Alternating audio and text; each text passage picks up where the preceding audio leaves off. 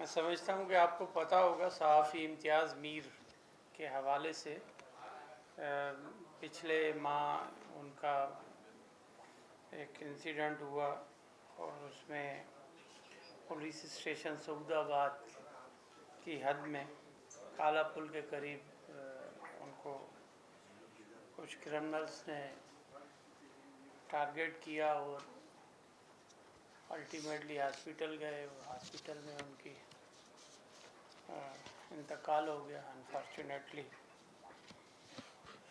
तो उस सिलसिले में उनके फैमिलीज़ ने इमीडिएटली एफआईआर भी कटवा दी।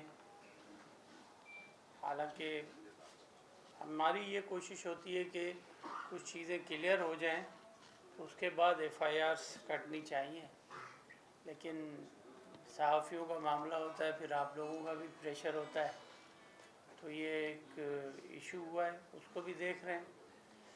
तो इसमें इन्वेस्टिगेशन होती रही और फेडरल इन्वेस्टिगेशन एजेंसीज़ जो हमारी दो हैं, उन्होंने पुलिस के साथ मिलकर, कराची पुलिस के साथ ये इंफॉर्मेशन गैदर की और उनकी एक बहुत बड़ी कामयाबी हुई है, जिसमें 4 लोग जो हैं वो अरेस्ट किए हैं।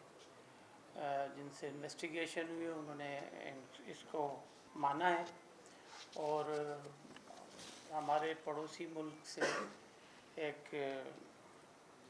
तंजीम है जो इसको हैंडल कर रही थी इन 4 लोगों को, और वहाँ पर वो जो हैंडलर है मौजूद है और ज़ैनबियन जो है इनकी आउटफिट, उनका ये कारनामा है, उन्होंने ये किया है। थारुल्ला उनका जो सेकंड जो फिर वो है अपना लश्कर सारुल्ला नामी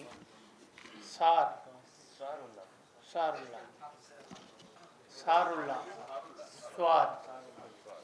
हाँ, उन्होंने यहाँ पर ये 4 लोग हैं जो अरेस्ट हुए हैं, जिसमें जलाल जैदी हैं, ये शूटर है, और शहाब वल्द असगर ये मोटरसाइकिल चला रहे थे बाइक पे, और जो रेकी की ये उनमें एहसन और फराज अहमद ये रेकी करने वालों में से थे।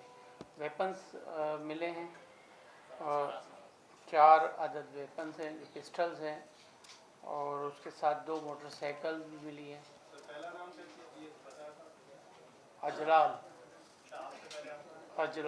सैयद अजलाल। तो प्रेस रिलीज़ दे देंगे आपको, तो देख लीजिएगा उसमें। तो इसमें ये सब इन्होंने एक्सेप्ट भी किया है और ये फोल्ड आउट हो गया है मामला और क्लियर कट केस है। इसमें जो आप लोगों की तरफ से क्वेश्चन होता है। साहब ये बताइएगा, फैमिली की जानिब से जो मुकदमा दर्ज करवाया गया है उसमें दहशतगर्दी की दफात शामिल नहीं की गई है, मुल्ज़िमान को नॉमिनेट किया गया है, तो उस पहलू को पुलिस किस तरह से देख रही है और आगे इस केस को कैसे लेके चलेगी? देखें, ये तो कानून के मुताबिक ही होना है और उसमें क्लियर है कि ये तो आफ्टर द इन्वेस्टिगेशन ये चीज़ क्लियर हो गई है, तभी मैं आकर यहाँ बैठा हुआ हूँ और आपको वसूख से बता रहा हूँ कि ये लोग इन्वॉल्व हैं और उस एफआईआर को फिर कानूनी तौर पर देखा जाएगा। इस कत्ल की वजह क्या थी? इसकी वजह यह है कि इजराइल के कनेक्शंस की वजह से ये हुआ है। सर ये बताइएगा, इससे पहले भी किसके कनेक्शन थे? एक मिनट, किसके कनेक्शन थे इजराइल से? एक कोई इंटरव्यू है उसमें हमारे जो मरहूम सहाफ़ी साहब हैं वो इसराइल की फेवर में कोई स्टेटमेंट दे रहे थे और जिस पर ये लोग आकर अनाइड होकर और इन्होंने सर ये बता दीजिएगा, जो हमारे चैनल के इम्तियाज़ मीर साहब थे, उनकी जो कत्ल किया गया उनकी रेकी कितने दिन तक की गई, इन्होंने क्या क्या एतराफ़ किया है और कब से? 2 बार, एक बार रेकी मुकम्मल की है इन्होंने और उसमें कोई इनको टारगेट हिट नहीं कर सके हैं वो। उसके बाद 2 दिन के बाद फिर उन्होंने इसकी रेकी की है, नॉर्मल किस्म के लोग हैं जो रेकी कर रहे थे।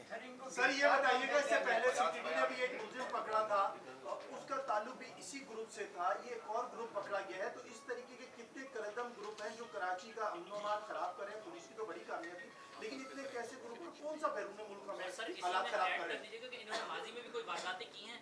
देखें ये लोग कहाँ पे पकड़ा गया ये भी जरा इसमें ऐड करें। ये लोग जो हैं अपना 4 जो लोग हैं इनकी जो मेन आदमी है इजलाल, इसका तो क्रिमिनल रिकॉर्ड ये क्रिमिनल तो है, और अपना वो तफसील मेरे ख्याल में अभी मेरे पास अवेलेबल नहीं है, बता सकेंगे एसएसपी साहब। उसके अलावा जो 2 और हैं दे आर एक्चुअली क्रिमिनल, लेकिन पाकिस्तानी हैं, कराची के रहने वाले हैं और नाज़माबाद के रहने वाले हैं।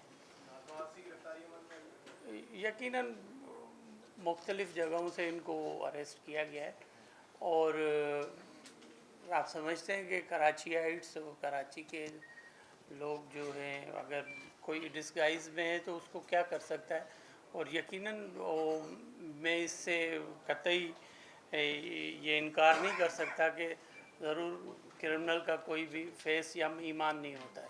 सर ये बताइएगा, ये जो आपने बताया अजलाल के बारे में, ये पहले भी गिरफ्तार हो चुका है और ये ज़मीयून की जो टीम है ये पूरे शहर में काम कर रही है। जब ये काम करके चली जाती है तो पुलिस को पता चलता है कि काम करके चली गई है, उसके बाद आप लोग पकड़ते हैं। इतना बड़ा नेटवर्क शहर में काम कर रहा है, उससे पहले क्यों नहीं गिरफ्तार करते लोगों को? अजलाल और अभी मजीद किन लोगों को ये हिट करने की पोजीशन में? अजलाल का हम ये नहीं कह सकते कि पहले ये यहाँ ही घूम रहा था, या भाई हैं ही यहाँ पर, अरेस्ट ही यहाँ से हुए, कहाँ भाग गए हैं। एक वाक़या हो गया है लेकिन उसका अफसोस है हमें, बहुत बड़ा वाक़या है, एक सहाफ़ी का मर्डर हो गया है और उसमें हमें अफसोस है गवर्नमेंट को, लेकिन उसकी इमीडिएट जो विदिन 1-2 हफ्तों में 3 हफ्तों में उनके जवाबदार अरेस्ट हुए, बड़ी कामयाबी है ये। रंजान साहब, कराची में फिरका वाराना टारगेट किलिंग, मजहबी बुनियादों पर टारगेट किलिंग शुरू हो गई है। आप समझते हैं कराची में कुछ स्लीपर सेल्स हैं जो कि एक्टिव हो गए, इनको भारत फंडिंग कर रहा है, इनको ईरान फंडिंग कर रहा है, कितनी फंडिंग करता है, किस तरह फंडिंग करता है, ये नेटवर्क तो आपने पकड़ा होगा ना? यकीनन इसमें यकीनन हमारे पड़ोसी मुल्कों की फंडिंग है और वो अनरेस्ट क्रिएट करना चाहते हैं। बलूचिस्तान में आप देख रहे हैं, केपी में देख रहे हैं, पंजाब में देख रहे हैं, कराची में मैं समझता हूँ कि वो इंटेंसिटी नहीं है because of law enforcement agencies और पुलिस की कारकर्दगी आपके सामने है। हालिया दिनों में हमने देखा कि मलीर और गुलशन मेमार में पुलिस की टारगेटिंग के वाक़यात रनवा हुए थे। इसमें क्या पेशरफ्त हो सकी है, उसमें कोई मुल्ज़िमान गिरफ्तार हुए या नहीं हुए? सिर्फ एक केस हल हुआ है जिसमें जावेद आबड़ो के भाई कत्ल केस मुलव्वस थे, इसके अलावा दीगर पर भी यकीनन उसमें भी लोग अरेस्ट किए हैं और ये फॉरेंसिक मैचिंग कर रहे हैं उनकी जो वेपन्स हैं, और मुख्तलिफ हमारे पास सिंध पुलिस के पास वो होती हैं कि उससे पता चलता है कि ये सीरियल किलर्स कहाँ से कैसे उसको। एक मिनट, इसमें जो सर बात बता रहे हैं, देखें जो सबसे इम्पोर्टेंट चीज़ है ना वो ये है कि इस पर्टिकुलर केस में जो वहाँ से पोल मिले और जो वेपन इनसे मिले मुल्ज़िमान से वो मैच कर गए, तो मतलब ये कि ज़ाहिर है कि ये अक्यूज़ जो हैं वो मैचिंग की वजह से हम उनको एट्रीब्यूट करें। फिर इंटरोगेशन हुई जिसमें सारा इन्होंने अपनी ब्रीफिंग में बताया कि भाई ये वारदात उन्होंने की। और जो यहाँ से सवाल आया कि कितने ग्रुप्स चल रहे हैं, तो आप देखेंगे पिछले चंद दिनों में ये चौथी प्रेस कॉन्फ्रेंस है जो पुलिस कर रही है, और पुलिस ना सिर्फ ये कि केसेस को इंटेलिजेंस एजेंसीज़ की मदद से काफ़ी सारे प्रीएम्प्ट किए हैं, बल्कि जो इस तरह की उन्हें अटैम्प्ट की या जो एग्जीक्यूट कर गए उनको पुलिस और एजेंसीज मिलके पकड़ रहे हैं। तो मतलब पुलिस अपने एंड पे काम कर रही है।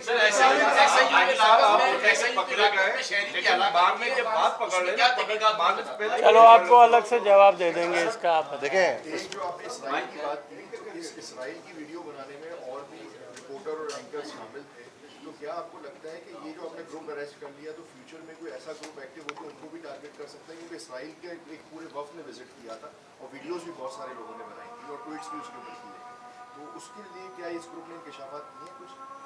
कुछ तो इंकशाफात इन्होंने देखें, तालीमी याफ्ता हैं, BBA पास हैं, कोई मैट्रिक है, कोई BBA है, और यकीनन कुछ जो इनकी कास्ट हैं वो देखें तो, और सिटी के हैं, शहरी लोग हैं, और असला चलाने की या कहीं यकीनन ऐसे भी है।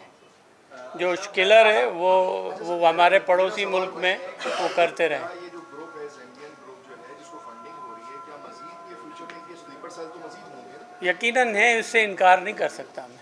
और अफगानिस्तान के साथ ताल्लुकात बेहतर होने के बाद क्या अफगानी को निकालने की जो पॉलिसी है उसमें नरमी की गई है, क्योंकि कार्रवाइयाँ जो है आजकल वो कम नजर आ रही हैं? देखें, फेडरल गवर्नमेंट का ये उनका डोमेन है और वहीं से हमें इंस्ट्रक्शन आ रही होती हैं, और अफगानी काफ़ी तादाद में मुल्क छोड़कर जा चुके हैं, और वो आप एविडेंट हैं उसके लिए बिल्कुल। और यकीनन बात तो पड़ोसी मुल्कों से होती है, ये तो एक खारजी पॉलिसी है। ये सारुल्ला और ज़ैनुब्बीन के जो आपने नाम लिया, क्लियर कर देगा ये दोनों अलग अलग हैं या ये सारुल्ला कोई नया ग्रुप है? देखें, ये ज़ैनुब्बीन का ही ऑफ शूट है जी। थैंक यू जी, थैंक यू वेरी मच।